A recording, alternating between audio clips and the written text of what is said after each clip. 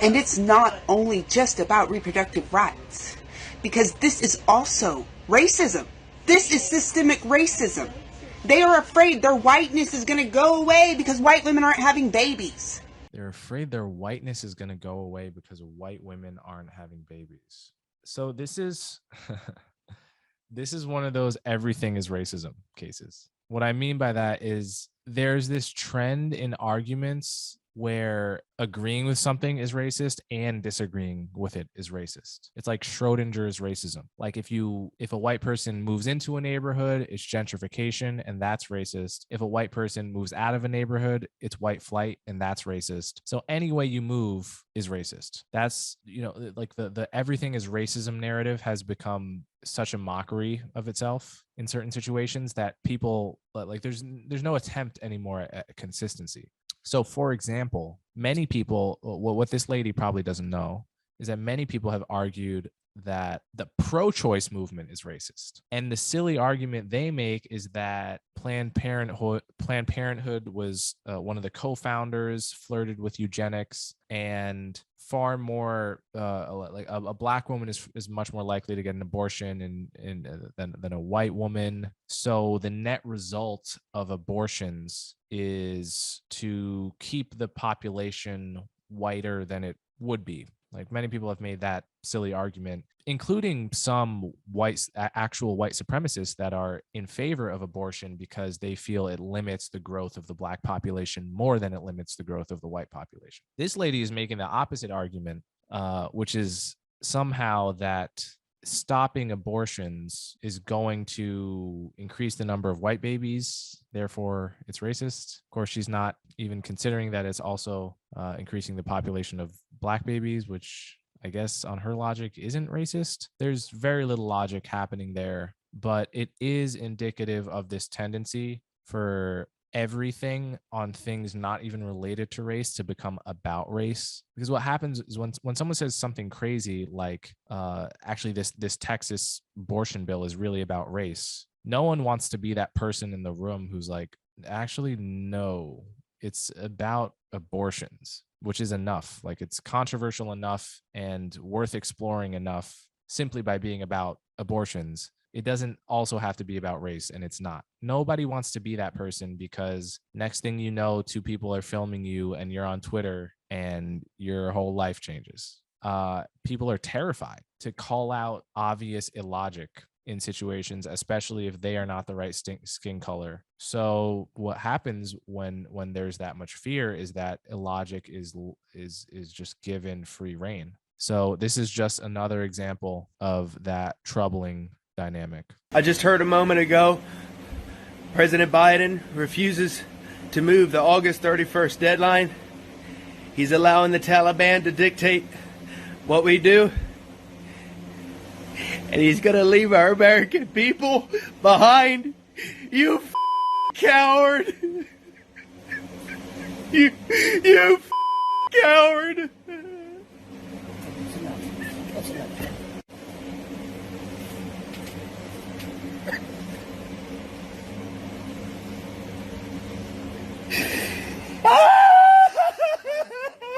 Justin, calm down, baby. Calm down.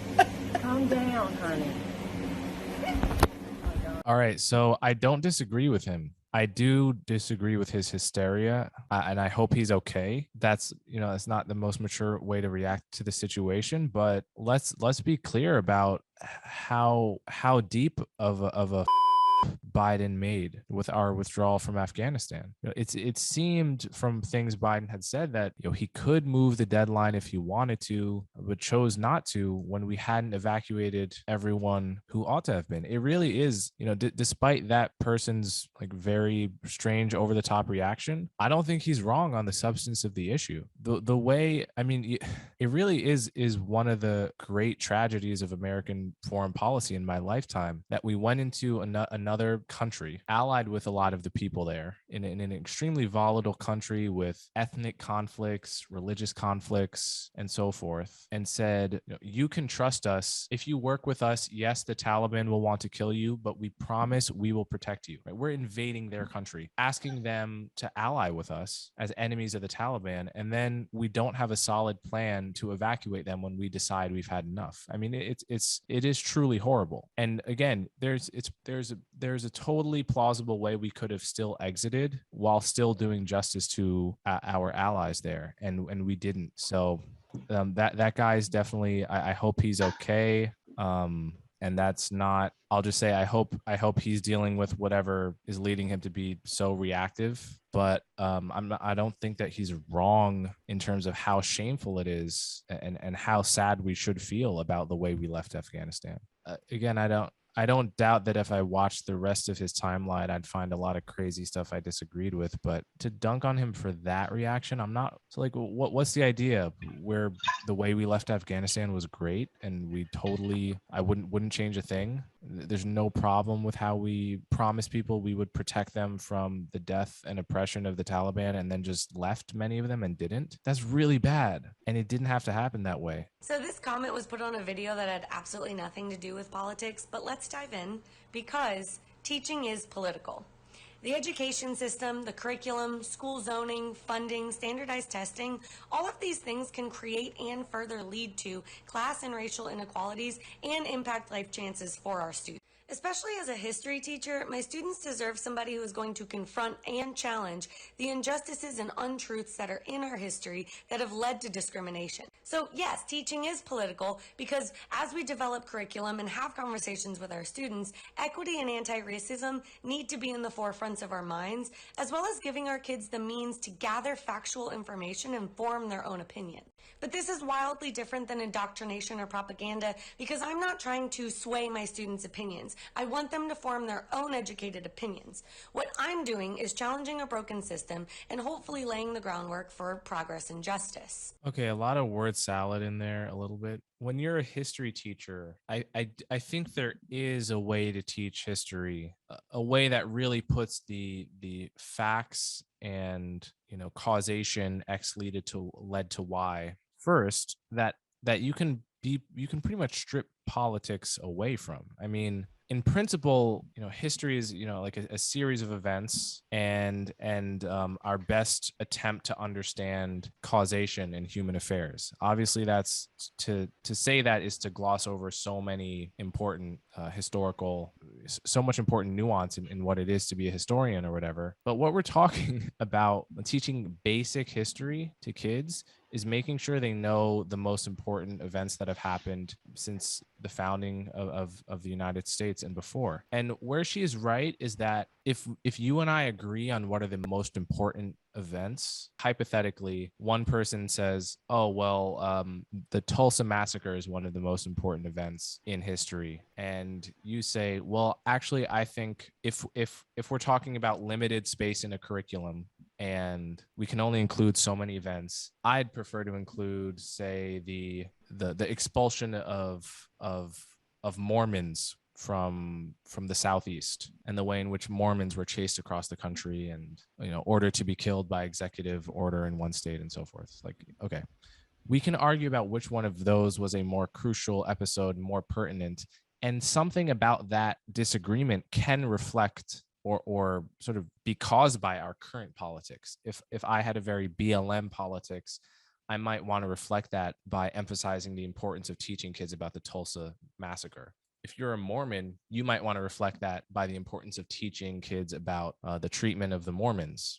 And you could call those differences political in a sense, but I'm not sure they are quite political. And I mean, there's a way probably to make reasoned arguments about what ought to be included and what ought not be included without those differences necessarily implying that you are on the left, I'm in the center, I am on the right, or what have you. And in general, I think it's very easy for me to imagine a historian who enthusiastically voted for Biden and a historian who enthusiastically voted for Trump coming up with a history curriculum for sixth graders that was substantially similar. I think there's enough consensus. There's more consensus in history than we sometimes admit, and I think people sometimes focus on the fringe differences between people on the right and the left in terms of how they want history to be told. But I think it's possible to treat the consensus of historians to really take seriously the consensus of historians on the right and the left and come up with a curriculum that most reasonable people would agree with, that's not in any sense political. And the last thing I'll say about this is, usually when someone says everything is political, that is really a Trojan horse for them to insert a particular and usually left-wing identity politics infused brand of history into the classroom. And it's a cop-out of an argument, because what they're saying is, no, I'm not injecting my critical race theory into an otherwise policy neutral version of history. Your history was just as political as mine to begin with, and I just want to substitute your political history for my political history. So that is a very critical race theory idea, a very postmodernist idea, the notion that there is no such thing as unbiased history. There are only different competing versions of biased history with different biases, and I would like my bias to win over your bias. I don't agree with that. I do think that, imperfect as it is, there is such a thing as objective truth in history as in every subject. And even if we are never actually getting to it, it's important to remember that there is such an ideal that we could get to and that we ought to strive to get to. And that's what the historian's job is. That's what the history field is for.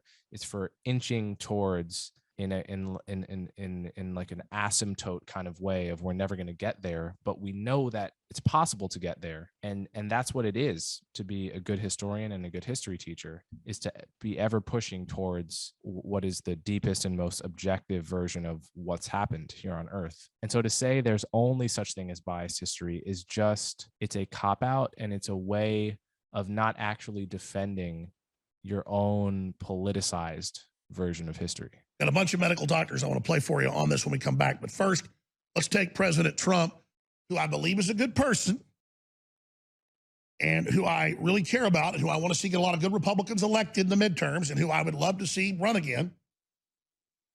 We got to take him to the woodshed, though, because he came out last week on Fox and Friends and said, I really am suspicious of this booster shot. If this supposedly works so well, why do you need a booster shot? Because you got lied to, Trump. It didn't have 98% efficacy. We knew day one it wouldn't work, period. It's a fraud. It'll create mutants. You got chumped. You got signed on to a fraud to restart the economy. I understand why you did it. You believe in science. Except these are bad actors, sir. You believed America could produce a good vaccine. Of course they could have. They didn't want to. They didn't create a vaccine. They created a Frankenshot. And now they've got you signed up to it. Now the left's saying you better get out there and push it, and you are. CNN comes out and says, we need to see Trump come out and tell people to take the shots. And within weeks of them saying it over and over again, CNN snaps their fingers. Jeff Zucker snaps his fingers and Trump clicks his heels and hops up there at attention and says, how high do you want me to jump, boss? There's Trump in Alabama yesterday.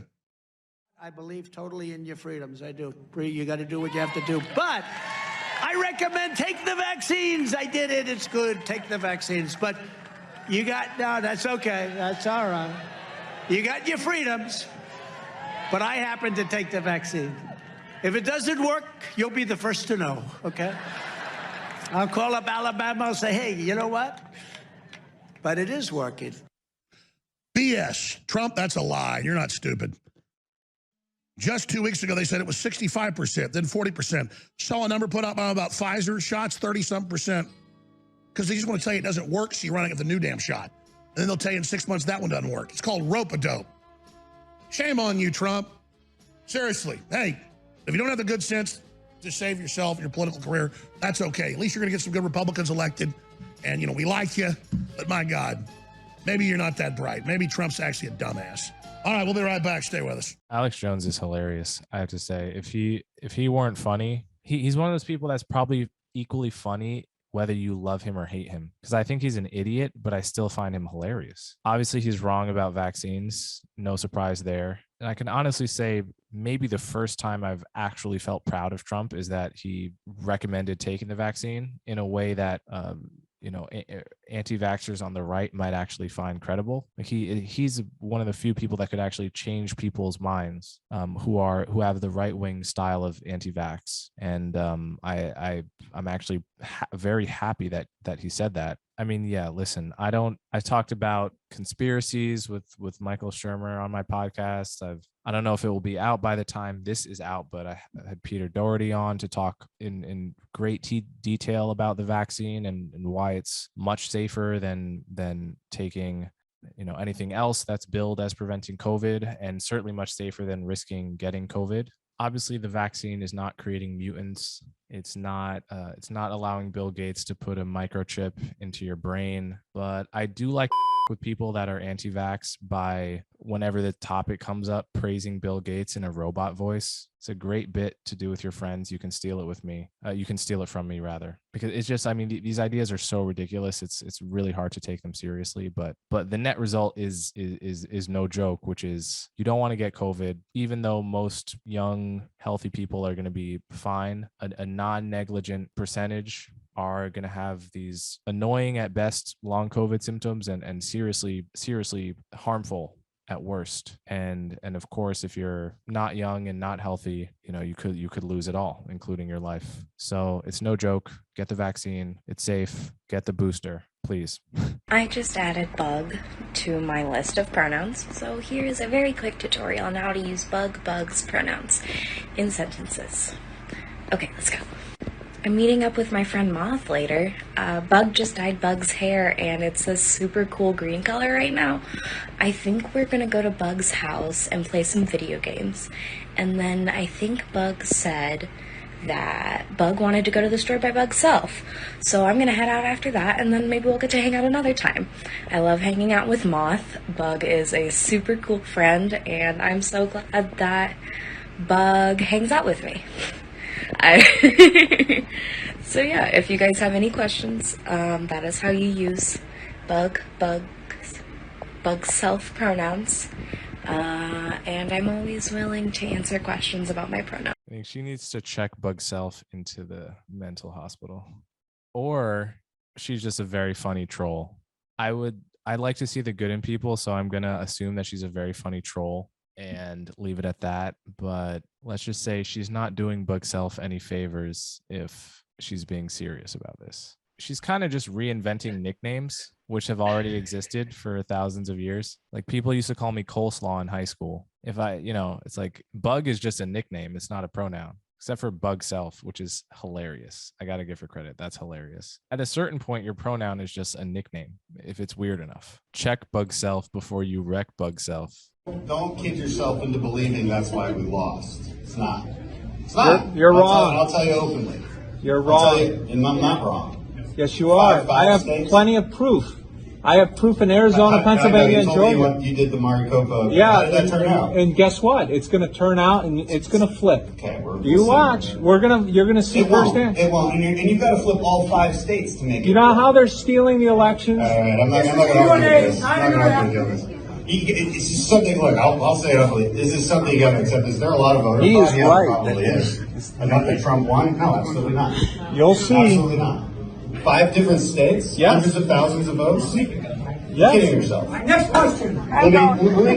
Yeah, the pirate knows what he's talking about. No, I mean, yeah, it's amazing to me that like every election, like clockwork, there's always someone saying that it's unfair, and occasionally it is, but it's so predictable. It's such a predictable reaction that no, my side could not have possibly lost. They must have cheated. It's like primordial. It's a feeling that I think we have in common, probably with chimps. And yet people can't recognize it coming up in themselves. People can't have the level of self-awareness to realize, actually, I just lost fair and square this time. And yeah, that was on display to a remarkable degree in Biden's defeat of Trump. And yeah, it's hard to watch people be so taken in by the notion of foul play in these elections, which again are not perfect.